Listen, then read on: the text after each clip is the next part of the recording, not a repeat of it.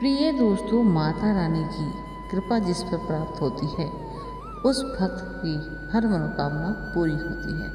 जी हाँ दोस्तों, माता पार्वती की कृपा जिस भक्त पर होती है उसी की हर इच्छाएं पूरी होती है। दोस्तों, अगर उनका आशीर्वाद पाना चाहते हैं तो माता रानी की मंत्र का जाप जरूर करके, और दोस्तों उनकी जो पूजा अर्चना करता है उनका जीवन संवर जाता है, क्योंकि माता पार्वती की कृपा जिसके ऊपर होती है उसके घर में अपार धन संपत्ति पैसों का आगमन शुरू हो जाता है।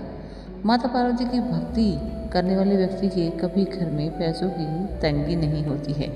पैसे चुंबक की तरह खींचे चले आते हैं। बस आपको इस मंत्र को पूरी श्रद्धा के साथ 108 बार जाप करना है। देखते ही देखते आपके घर में जीवन में खुशहाली आ जाएगी। धीरे धीरे आपकी सारे 7 जन्मों की गरीबी दूर हो जाएगी।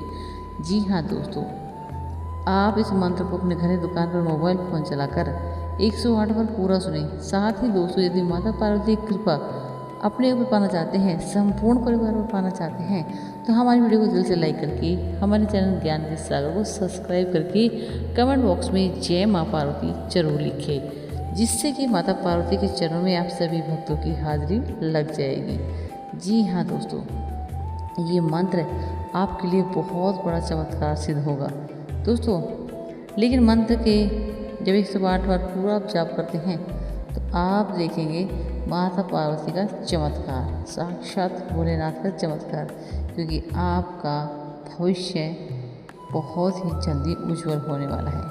दोस्तों, वीडियो को बिल्कुल भी स्किप मत कीजिएगा और इस वीडियो को प्यार भरा कमेंट जरूर करना है, पूरी सुननी है, क्योंकि अधूरा अगर सुनते हो तो चीज़ फल भी आपको अधूरा ही प्राप्त होता है।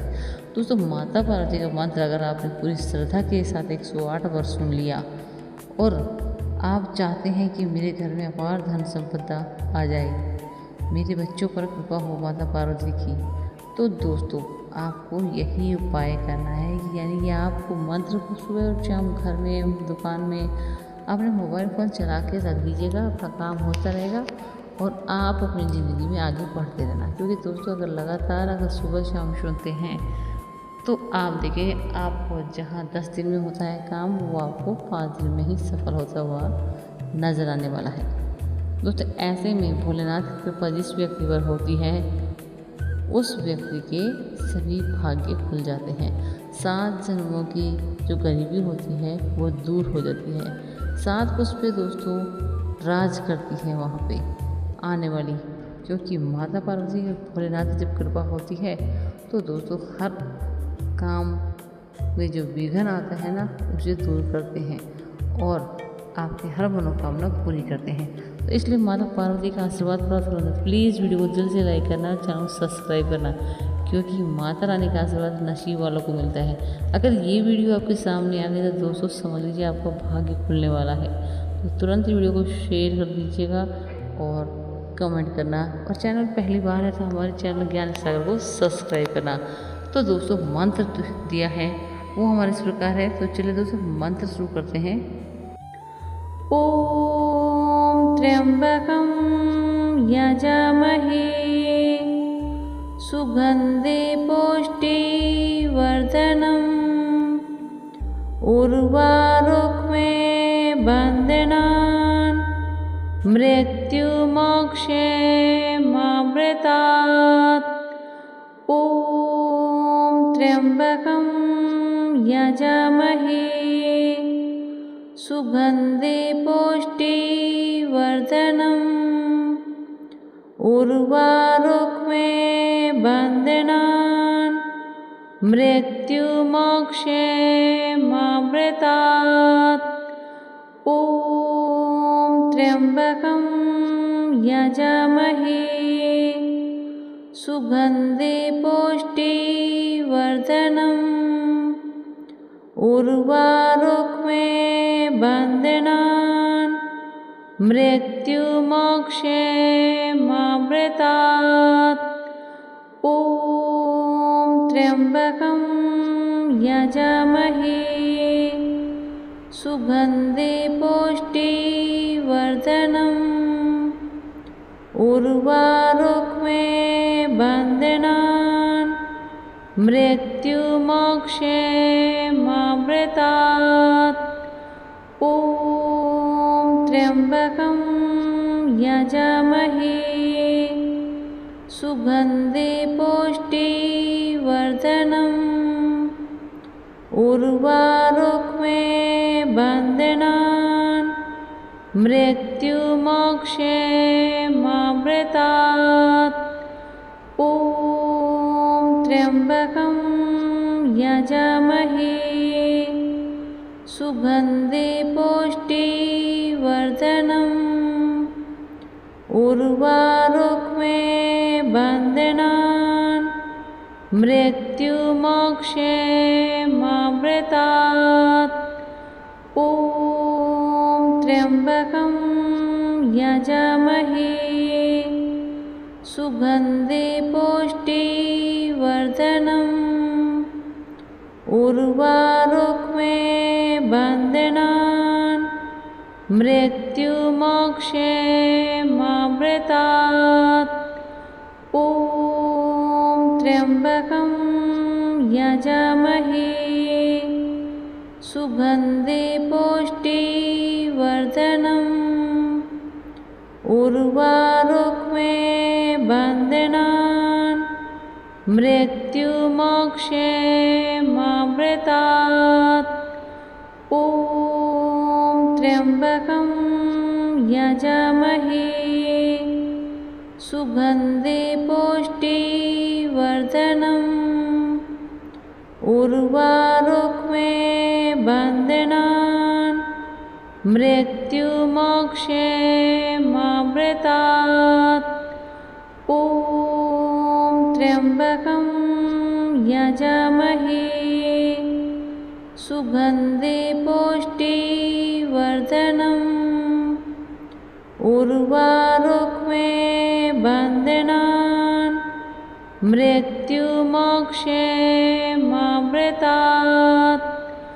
ॐ त्र्यम्बकं यजामहे सुगन्धे पुष्टिवर्धनम् उर्वारुक्मे बन्धनान् मृत्युमोक्षेमामृतात्। ॐ त्र्यम्बकं यजामहे सुगन्धे पुष्टिवर्धनम् उर्वारुक्मे बन्धनान् मृत्युमोक्षेमामृतात्। ॐ त्र्यम्बकं यजामहे सुगन्धे पुष्टिवर्धनम् उर्वारुक्मे बन्धनान् मृत्युमोक्षेमामृतात्। ॐ त्र्यम्बकं यजामहे सुगन्धे पुष्टिवर्धनम् उर्वारुक्मे बन्धनान् मृत्युमोक्षेमामृतात्। ॐ त्र्यम्बकं यजामहे सुगन्धे पुष्टिवर्धनम्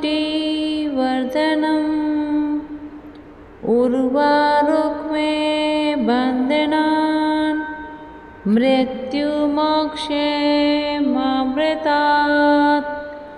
ॐ त्र्यम्बकं यजामहे सुगन्धे पुष्टिवर्धनम् उर्वारुक्मे बन्धनान् मृत्युमोक्षेमामृतात्। ॐ त्र्यम्बकं यजामहे सुगन्धे पुष्टिवर्धनम् उर्वारुक्मे बन्धनान् मृत्युमोक्षेमामृतात्। ॐ त्र्यम्बकं यजामहे सुगन्धे पुष्टिवर्धनम् उर्वारुक्मे बन्धनान् मृत्युमोक्षे मामृतात्। ॐ त्र्यम्बकं यजामहे सुगन्धे पुष्टिवर्धनम् उर्वारुक्मे बन्धनान् मृत्युमोक्षे मामृतात्। ॐ त्र्यम्बकं यजामहे सुगन्धे पुष्टिवर्धनम् उर्वारुक्मे बन्धनान् मृत्युमोक्षे मामृतात्। ॐ त्र्यम्बकं यजामहे सुगन्धे पुष्टिवर्धनम् उर्वारुक्मे बन्धनान् मृत्युमोक्षे मामृतात्। ॐ त्र्यम्बकं यजामहे सुगन्धे पुष्टिवर्धनम्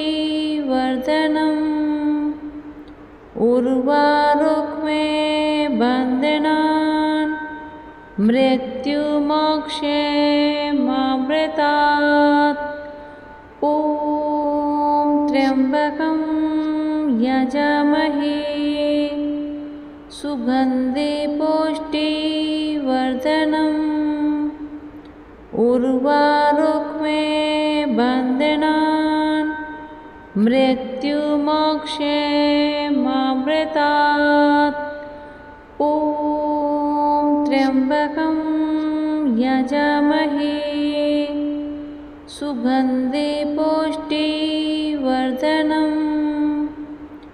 उर्वारुक्मे बन्धनान् मृत्युमोक्षे मामृतात्।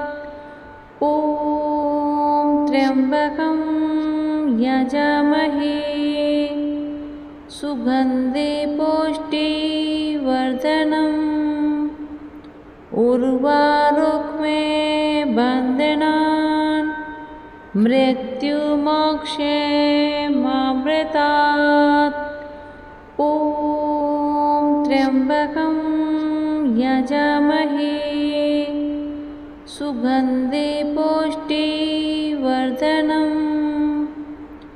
उर्वारुक्मे बन्धनान् मृत्युमोक्षे मामृतात्। ॐ त्र्यम्बकं यजामहे सुगन्धे पुष्टिवर्धनम्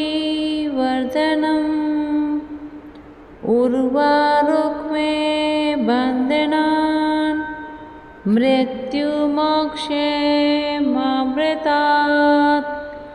ॐ त्र्यम्बकं यजामहे सुगन्धे पुष्टिवर्धनम्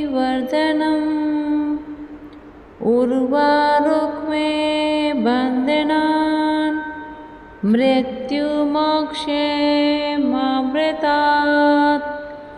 ॐ त्र्यम्बकं यजामहे सुगन्धे पुष्टिवर्धनम् उर्वारुक्मे बन्धनान् मृत्युमोक्षे मामृतात्। ॐ त्र्यम्बकं यजामहे सुगन्धे पुष्टिवर्धनम् उर्वारुक्मे बन्धनान् मृत्युमोक्षे मामृतात्। ॐ त्र्यम्बकं यजामहे सुगन्धे पुष्टिवर्धनम् उर्वारुक्मे बन्धनान् मृत्युमोक्षेमामृतात्। ॐ त्र्यम्बकं यजामहे सुगन्धे पुष्टिवर्धनम्। उर्वारुक्मे बन्धनान् मृत्युमोक्षेमामृतात्। ॐ त्र्यम्बकं यजामहे सुगन्धे पुष्टिवर्धनम्। उर्वारुक्मे बन्धनान् मृत्युमोक्षेमामृतात्। ॐ त्र्यम्बकं यजामहे सुगन्धे पुष्टिवर्धनम्। उर्वारुक्मे बन्धनान् मृत्युमोक्षेमामृतात्। ॐ त्र्यम्बकं यजामहे सुगन्धे पुष्टिवर्धनम्। उर्वारुक्मे बन्धनान् मृत्युमोक्षेमामृतात्। ॐ त्र्यम्बकं यजामहे सुगन्धे पुष्टिवर्धनम्। उर्वारुक्मे बन्धनान् मृत्युमोक्षेमामृतात्। ॐ त्र्यम्बकं यजामहे सुगन्धे पुष्टिवर्धनम्। उर्वारुक्मे बन्धनान् मृत्युमोक्षेमामृतात्। ॐ त्र्यम्बकं यजामहे सुगन्धे पुष्टिवर्धनम्। उर्वारुक्मे बन्धनान् मृत्युमोक्षेमामृतात्। ॐ त्र्यम्बकं यजामहे सुगन्धे पुष्टिवर्धनम्। उर्वारुक्मे बन्धनान् मृत्युमोक्षेमामृतात्। ॐ त्र्यम्बकं यजामहे सुगन्धे पुष्टिवर्धनम्। उर्वारुक्मे बन्धनान् मृत्युमोक्षेमामृतात्। ॐ त्र्यम्बकं यजामहे सुगन्धे पुष्टिवर्धनम्। उर्वारुक्मे बन्धनान् मृत्युमोक्षेमामृतात्। ॐ त्र्यम्बकं यजामहे सुगन्धे पुष्टिवर्धनम्। उर्वारुक्मे बन्धनान् मृत्युमोक्षेमामृतात्। ॐ त्र्यम्बकं यजामहे सुगन्धे पुष्टिवर्धनम्। उर्वारुक्मे बन्धनान् मृत्युमोक्षेमामृतात्। ॐ त्र्यम्बकं यजामहे सुगन्धे पुष्टिवर्धनम्।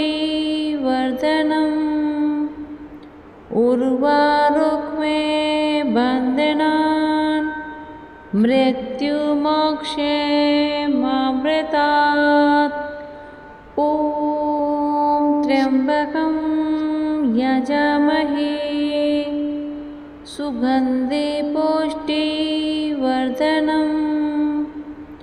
उर्वारुक्मे बन्धनान् मृत्युमोक्षे मामृतात्। ॐ त्र्यम्बकं यजामहे सुगन्धे पुष्टिवर्धनम् उर्वारुक्मे बन्धनान् मृत्युमोक्षे मामृतात्। ॐ त्र्यम्बकं यजामहे सुगन्धे पुष्टिवर्धनम् उर्वारुक्मे बन्धनान् मृत्युमोक्षे मामृतात्। ॐ त्र्यम्बकं यजामहे सुगन्धे पुष्टिवर्धनम् उर्वारुक्मे बन्धनान् मृत्युमोक्षे मामृतात्। ॐ त्र्यम्बकं यजामहे सुगन्धे पुष्टिवर्धनम् उर्वारुक्मे बन्धनान् मृत्युमोक्षे मामृतात्। ॐ त्र्यम्बकं यजामहे सुगन्धे पुष्टिवर्धनम्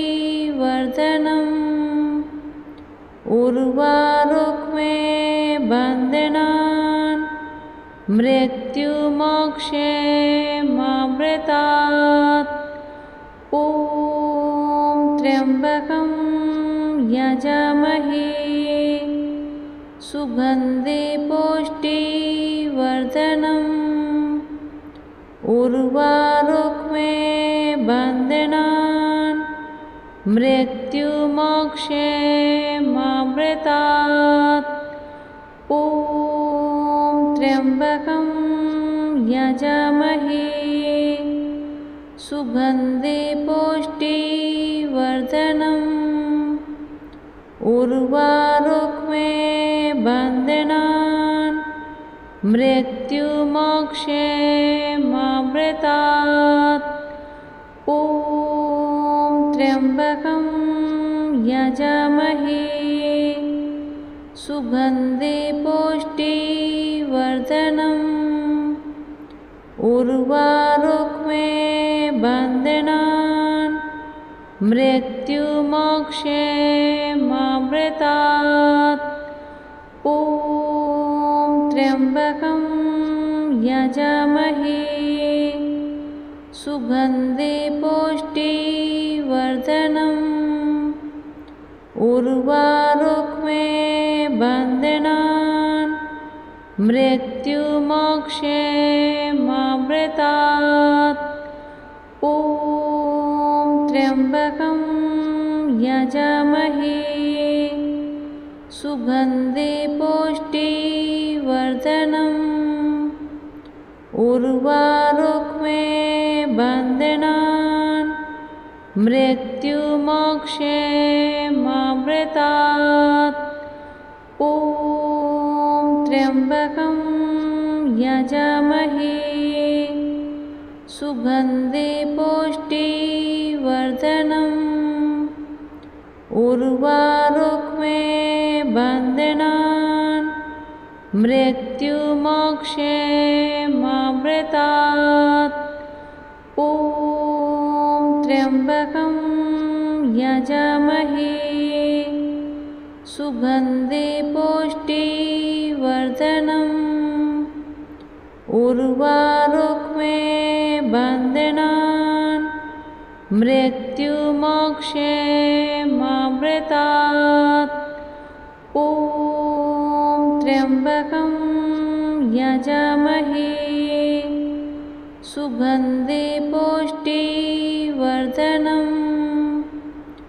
उर्वारुक्मे बन्धनान् मृत्युमोक्षेमामृतात्। ॐ त्र्यम्बकं यजामहे सुगन्धे पुष्टिवर्धनम्। उर्वारुक्मे बन्धनान् मृत्युमोक्षेमामृतात्। ॐ त्र्यम्बकं यजामहे सुगन्धे पुष्टिवर्धनम्। उर्वारुक्मे बन्धनान् मृत्युमोक्षेमामृतात्। ॐ त्र्यम्बकं यजामहे सुगन्धे पुष्टिवर्धनम्। उर्वारुक्मे बन्धनान् मृत्युमोक्षेमामृतात्। ॐ त्र्यम्बकं यजामहे सुगन्धे पुष्टिवर्धनम्।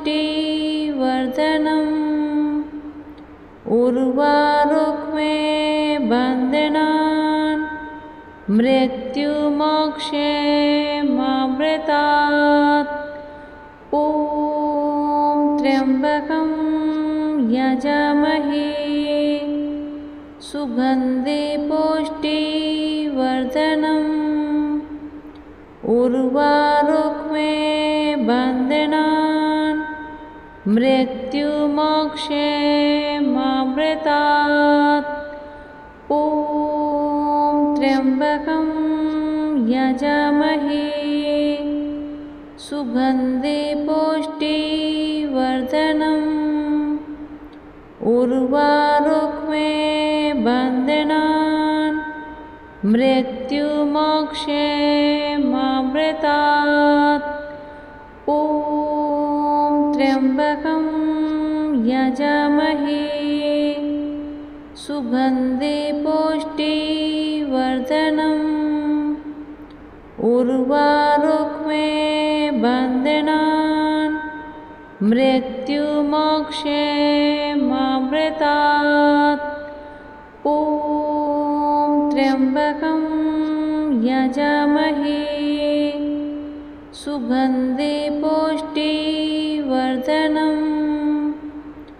उर्वारुक्मे बन्धनान् मृत्युमोक्षेमामृतात्। ॐ त्र्यम्बकं यजामहे सुगन्धे पुष्टिवर्धनम्।